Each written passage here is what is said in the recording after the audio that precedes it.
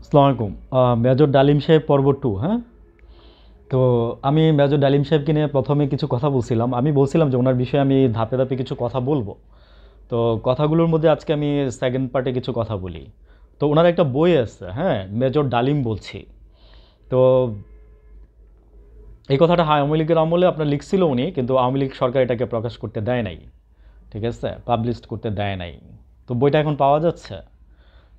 উনি মোটামুটি যা বলছে বইয়ের মধ্যে তা লেখা আছে।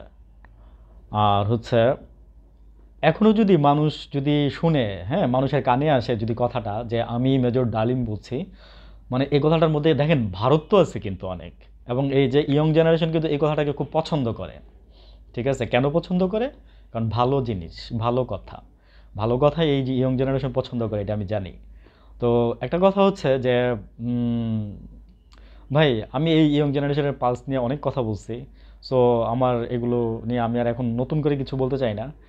তো আপনারা যারা এই যে ডালিম সাহেবকে নিয়ে কথা বলতেছেন, যে উনি আপনার কি জন্য বলে নাগরিক টিভির একটা প্রতিদিনের প্রতিবেদনের কথা, তো আমি বলছি, ইভেন আরও অনেক টিভি মিডিয়া নেগেটিভ পজিটিভ দুইটাই বলতেছে নকল ডালিম না আসল ডালিম, হ্যাঁ, উনি এই সই হাবি যাবে। আমার মনে হয় একটা জায়গায়, সরি, আমার মুখ দিয়ে বেরিয়ে গেছিলো, মানে আমি মুখ দিয়ে বেরিয়ে গেছিলো বলতে আই মিন আমি বলতে চাই নাই, কিন্তু ওই যে মানে এত শুনতেছি টিভি মিডিয়াতে নকল ডালিম না আসল আসল ডালিম, ঠিক আছে, তাই মুখ দিয়ে বেরিয়ে গেছে, সরি ফর দ্যাট। আমি সেজন্য, তো আমি ওই ভিডিওতেই বলছি যে না, এভাবে না, মানে মেজর ডালিম।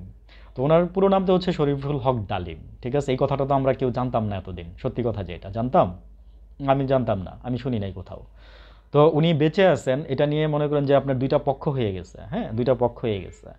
বেঁচে আছেন না উনি, কে উনি, কি আসলেই মেজর ডালিম নাকি উনি মেজর ডালিম স্যার অন্য কেউ, মানে এই ধরনের কথাবার্তা, বুঝছেন ভাই? মানে আসলে কি জানেন, মিডিয়ার যুগ তো, মানে মানুষ এই যে কি বলবে আর কি বলবে না চিন্তা করে তো কথা বলে না কেউ। এই যে বলতেছে তো বলতেই আছে, পক্ষে বলতেছে বিপক্ষে তো বলুক। তবে আমি বলবো যে যাদের মেধা আছে, যাদের বিবেক আছে, যাদের বুদ্ধি আছে, তারা ঠিকই বুঝতে পারে, ঠিক আছে, যে আসলে কোনটা সত্যি আর কোনটা মিথ্যা। ওই যে বললাম তো যে ইকুয়েশন, ক্যালকুলেশন, মানে এই জিনিসগুলো তো আমাদের এই জেনারেশনকে বুঝাই দিতে হয় না, আমরা এগুলো করতে জানি, নিজেরা নিজেরাই করতে জানি। ঠিক আছে, আগে যেমন আপনার কেউ সাহায্য ছাড়া আমরা কোনো ইনফরমেশন পাইতাম না, বাট এখন তো আর সেই দিন নাই, সেই যুগ নাই। ছোট ছোট বাচ্চারা আমাদের চেয়ে ভালো জানে। আমি এই নিয়ে কথা বলছি। তো এনিওয়েজ, আমি মেজর ডালিম সাহেবকে নিয়ে বলতেছি যেহেতু এখানেতে থাকি। তো মেজর ডালিম সাহেব তো ইতিহাসই বদলাই দিচ্ছে, এবং সামনে ওনাকে নিয়ে আসলে অনেক কিছু হবে, দেখেন কি হয়। তো ব্যাপারগুলো উম, একটা মহল আছে যে ভালোভাবে নেয় না বা নিবে না কখনোই। তারপরে আওয়ামী লীগের যে ছাগল পাগলগুলো আছে, ওরা তো মনে করেন যে ফেসবুকে নিউজ করতেছেই, প্রপাগান্ডা ছড়াইতেছেই। তো একটা কথা কি ভাই জানেন, যে সত্য কোনোদিন মিথ্যা হয়ে যাবে না, সত্যিটা সত্যিই থাকবে। সেটা সেটা অনেক বছর পরে হলেও কিন্তু মানুষ সত্যিটা জানতে পারে, সত্যিটার উদ্ঘাটন হয়। হয়তো রেয়ার কিছু সত্য আসছে যেগুলো আসলে আজকে পর্যন্ত উদ্ঘাটন হয় নাই, রাজনীতিতে না, আমি বলতেছি যে অন্য কিছু পারপাসে আর কি। 99% সত্যিই মানুষ পৃথিবীতে জানতে পারছে। তো আমি এই কারণেই কথাগুলো বলতেছি যে মেজর ডালিম সাহেব, এই যে দেখেন যে যে মেজর জিয়া যেটা করছিল, মানে জিয়াউর রহমান আর কি, জিয়াউর রহমান, মেজর জিয়া, জিয়াউর রহমান। তো উনি আমরা নতুন করে দুইটা কথা শুনছি এখানে। একটা কথা হচ্ছে উনি আপনার কোরআন শরীফের শপথ নিয়ে ওনার 4,000 সেনা সদস্যকে উনি মেরে ফেলছিল। আসলে এই কথাটার সত্য মিথ্যা আদৌ কতটুকু আমি জানি না। তো যেহেতু ডালিম সাহেব বলছে, হয়তো বা সত্যি হইতেও পারে, আবার নাও হইতে পারে। আমি যেহেতু এটার কোনো প্রুফ দেখি নাই এখন পর্যন্ত, আমি এটা সত্য মিথ্যা বলবো না। আর দ্বিতীয় নম্বর, ওনার একটা পারিবারিক বিষয়, যেমন ওনার ওয়াইফ, হ্যাঁ, মানে খুবই ভালো মহিলা ছিলেন। ওনাদের একটা মেয়ে আছে। তো ওনার ওয়াইফ মারা গেছেন গত বিএনপি সরকারের আমলে। ওনার ক্যান্সার হয়েছিল, উনি ক্যান্সার হয়েছিল গত ডিসেম্বর মাস, সরি আপনার এই যে গত সরকারের, আওয়ামী লীগ সরকারের আমলে ওনাকে চিকিৎসা করানোর জন্য বাইরে যাইতে পাসপোর্ট দেয় নাই, ইয়াকেও দেয় নাই, হাসিনাও দেয় নাই, খালেদা জিয়াও দেয় নাই, হাসিনাও দেয় নাই। সত্যি কথা, যেগুলো শুনতে খারাপ লাগলো ভাই, কিছু করার নেই। তো ঘটনা হচ্ছে যে মানে উনি, আমার মনে হয় নিশ্চয়ই ওনার বউকে নিয়ে মনে মিথ্যা কথা বলবে না, যে মানুষটা মৃত্যু মারা গেছে, এটা এটা আমি বিশ্বাস করতে পারি অ্যাটলিস্ট, আমার কাছে মনে হয় আর কি। তো দেখেন, মহিলা ওইভাবেই বিনা চিকিৎসায় মারা গেছে। আমি এখন দুইজনকেই বলি, হ্যাঁ, দুইজন নেত্রীকেই বলি, দুইজনকেই বলি, আসলে নেত্রীও আপনারা কিসের নেত্রী আমাদের, মানে এইভাবেও বলতে ইচ্ছা মাঝে মাঝে করে। তারপরে বলি যে একজন তো পালাইছে, আরেকজন মনে করেন যে আপনার ভালো, উনি হ্যাঁ যথেষ্ট ভালো, খালেদা জিয়ার প্রতি আমি কম্পারিজন করলে বলবো যে যথেষ্ট ভালো। তারপরেও কিছু কিছু জিনিস হয়তো বা আপনি বুঝে উঠতে পারেন নাই বা করেন নাই। এই যে এই কাজটা যে করছেন, আপনি যদি এটা সত্যি হয়, মানে আমি বলি যে যেহেতু আমি জানি না পুরো ঘটনাটা, আমি আপনাকে খারাপ বলতেছি না, কিন্তু ওইটার ব্যাপারে তো প্রুফ খারাপ। ওই তো আপনি কেন দেন নাই পাসপোর্টটা? দিলে তো উনি চিকিৎসা করে হয়তো বা বাঁচতো মহিলাটা, তাই না? আজকে হয়তো বা আর আমরা আরেকজনের মুখ থেকে অনেক কিছু শুনতে পারলে আমরা আরও অনেক কিছু জানতে পারতাম। ঠিক আছে? এবং এই ওনার ওয়াইফের নাম ছিল মিন্নি। উনি আপনার ওনার একটা খালাতো ভাইয়ের একটা খালাতো বোনের একটা বিয়ে নিয়ে যা হয়েছে শেখ মুজিবুরের বাড়িতে সহ আমরা মোটামুটি সবাই শুনছি। তারপরে আমি একটু বলে যাই, জাস্ট একটু টাচ দিয়ে যাই। তো একটা ঘটনার বিয়ের একটা অনুষ্ঠানে আপনার এই যে তখন ছিল এই যে গাজী, কম্বলচোর গাজী। ঠিক আছে? গাজীর কথা আমরা সবাই কম বেশি আগে তো শুনি নাই, গাজীর কথা আমরা 2-3 বছর যাবো শুনতেছি। তো গাজী হচ্ছে এই রেড ক্রিসেন্টের আপনার কম্বলচোর। ঠিক আছে? এই রেড ক্রিসেন্টের সময় সে নাকি মেথরপট্টির আপনার ইয়া ছিল, অ্যাসোসিয়েশনের সভাপতি বা কিছু একটা সামথিং ছিল। ওইখান থেকে চিন্তা করেন, শেখ মুজিবুরেরও ভাই রুচি আছে বলতে হয়, ওইখান থেকে উঠাই না মনে করেন যে আপনার রাজনীতির জন্য মানুষ কি না করে, একটা কথা আছে না? তো এটাই দেখতেছি আর কি, যে আসলে রাজনীতির জন্য মানুষ কারে কই থেকে ধরে নিয়ে আসে এখানে রেড ক্রিসেন্ট সোসাইটির দায়িত্ব দিছে। ঠিক আছে? এই গাজীকে। তো গাজী এই কম্বল চুরি করে মনে করেন যে আপনার মানে সব কম্বলই মেরে দিছিল মোটামুটি। তখন মুজিবুর রহমান এই সত্যি কথাটা বলছিল আর কি, যে আমি এমন দেশ পাইলাম যে মনে করেন যেটা হচ্ছে একটা চোরের খনি। তো এই গাজী এই কম্বল বিক্রি করে মানে অনেক টাকা কামাইছে, তখনই মনে প্রায় 7-8 লাখ টাকার বেশি কামাইছে, বা আরও বেশি হবে, বা গাজী আরও অনেক কিছু করছে। তো এই গাজী ছিল একটা ইন্ডিয়ার একটা এজেন্ডা। গাজী ছিল ইন্ডিয়ার একটা এজেন্ডা। গাজীকে এই জন্যই মনে করেন যে এইভাবেই রাখা হয়েছিল বঙ্গবন্ধুর পাশে।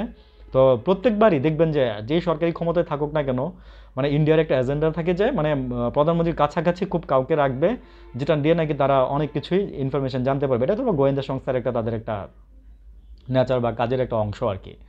তো এই গাজী আপনার লাস্টে কি হয়, গাজীর জিনিসটা শেষ করে তারপর আমি পরবর্তী কথায় আসি। দেখেন এই ইন্ডিয়া পরে লাস্টে যখন আপনি এই গাজী বাংলাদেশে থাকতে পারে নাই, মাঝখানে তো আরও অনেক ইতিহাস দেশ স্বাধীন হওয়ার পরে। তো এই গাজী ইন্ডিয়াতে থাকতো এবং গাজীর টোটাল টাকা তখনই ইন্ডিয়াতে গাজী রাখতো, গাজী জীবিত থাকা অবস্থায়। ঠিক আছে? তখন আপনার এই গাজীর গাজীকে আপনার যে গাজী তো সব কিছু সাক্ষী প্লাস মনে করেন যে ওরে বাঁচায় রাখাটা আর দরকার নাই, তখন গাজীর তো মনে করেন যে আপনার ফুরাই গেছে। গাজীর কোনো আর ইয়ার দরকার ছিল না, গাজীর কাছ থেকে আর ইন্ডিয়া কোনো বেনিফিট নিতে পারতেছিল না। তো গাজীরে বাঁচায় রাখাটাই ছিল আপনার বৃথা। তো যেই জন্য গাজীকে আপনার ওই দেশে কারচাপা মানে বিশাল মানে মারাত্মক একটা অ্যাক্সিডেন্টে দুমড়ায় মুচড়ায় যায় গাড়ি তার, মানে ওই গাজী ওইখানে মারা যায়। বুঝছেন? তো গাজীর টাকাগুলো ইন্ডিয়া পাইছে, আর গাজীর মনে কিন্তু সাক্ষী বাঁচায় রাখলো না। ঠিক আছে? তো এগুলো আসলে আমরা বুঝি না, অনেকে অনেক কথা বুঝি না। আমি মেজর ডালিম সাহেবের এখানে কথায় ফিরে আসি। তখন এই গাজীর লোকজন আপনার এই যে মেজর ডালিম সাহেবের আপনার খালাতো ভাইয়ের আপনার বিদেশে থাকে, ছেলেটা নাকি পড়াশোনা করতেছিল, বাংলাদেশে আসছে বিয়ের অনুষ্ঠানে। ওইখানে আপনার মানে তার চেয়ে কম বয়সে ছোট ছেলেরা চুল ধরে টান দেয়। ঠিক আছে? যে মানে আসল চুল না নকল চুল। ফার্স্টে এসে দেখেন ভদ্রলোক তো ভদ্র কাজই করবে, ভদ্রতা দেখে কিছু করে নাই, বলে নাই। সেকেন্ড বার চুল ধরে টান দিয়ে বলতেছে যে তখন লম্বা চুলের স্টাইল ছিল এবং অনেকে লম্বা লম্বা চুল রাখতো, আমরা দেখি নাই। আমরা যাই হোক, তো পরে আপনার চুল ধরে আপনার টান দিছে, মানে পরে সে দ্বিতীয়বার বলছে যে ফাড্ডা যদি তুমি এরকম করো তাহলে তুমি মানে বা ওখান থেকে বের করে দিছিল, সামথিং কিছু একটা হবে। তো পরে সে গাজীকে গিয়ে সব কিছু বলছে, এগুলো গাজীর ট্যাংরা পোলাপাইন ছিল আর কি। তো গাজী মনে করেন যে তখন সেই মনে করেন যে বীরের বেশে মনে করেন যে 2টা গাড়ি নিয়ে আইসা, হ্যাঁ মনে করেন যে আপনার 2টা মাইক্রোবাস নিয়ে আইসা মনে করেন যে অস্ত্র সহ এই ডালিম ডালিম তুই কই বেশি বাইরে গেছিস, এই ধরনের কথাবার্তা বলে বলে তারপরে এগুলো ডালিম সাহেব নিজের মুখেই বলছে কথাগুলা। বলে বলে আপনার তো তখন বলছে চল আমাদের সাথে এই সেই হাবিজাবি। তখন নাকি ডালিম সাহেব আপনার যে নিয়ে যাওয়ার সময় তখন ডালিম সাহেব ওয়াইফ বলতেছিল যে ওকে যদি নিয়ে যেতে হয় তাহলে আমাকেও নিয়ে যেতে হবে। তো ওনাকেও নিয়ে যায়। তারপরে ডালিম সাহেবের শাশুড়ি বলে যে ওরে নিলে আমারও নিয়ে যেতে হবে। তো এভাবে তারা 3জনই যায়। তো দেখা যাচ্ছিল যে গাড়ি আপনার শান্তিরক্ষী বাহিনীর ক্যাম্পের দিকে যাচ্ছিল। তখন মেজর ডালিম আপনার মানে একটু বুদ্ধি খাটায় বলছিল যে দেখো তুমি যে আমাদের তুইলা নিয়ে আসছো, মানে মানুষ কিন্তু দেখছে। তখন গাড়িটা ঘুরায় বঙ্গবন্ধুর ইয়াতে নিয়ে যায়। ঠিক আছে? বঙ্গবন্ধুর কার্যালয়ে নিয়ে যায় এবং ওইখানে নিয়ে যাওয়ার পরে পরে আপনার এই যে বঙ্গবন্ধু মনে সম্ভবত একটা মীমাংসা করে দিছিল এবং মিন্নি বলছিল যে আমি এটার বিচার চাই। ঠিক আছে? কিন্তু বিচার উনি করে নাই আর কি। তো এইভাবেই আসলে গেছে আর কি। তো উনি তো একটা বিচার করতে পারতো। তো ওইখানে দেখেন ওরা তো কোনো খারাপ কিছু করে নাই। তো আসলে ওই যে আমি বলছি যে ন্যায় এবং অন্যায় ন্যায় নীতিতে থাকবেন। ন্যায় নীতিতে না থাকতে পারলে না আপনি নিজের বিক্রি করে দিতেও বেশি দিন লাগবে না, বেশি সময় লাগে না। তো নিজের মধ্যে ন্যায়টাকে লালন করতে হয়, ঠিক আছে? ন্যায়টাকে লালন করতে হয়, শুধু ন্যায় কথা বললে হয় না, ন্যায় দেখাইলে হয় না, ন্যায় লালন করারও একটা বিষয় থাকে, ঠিক আছে?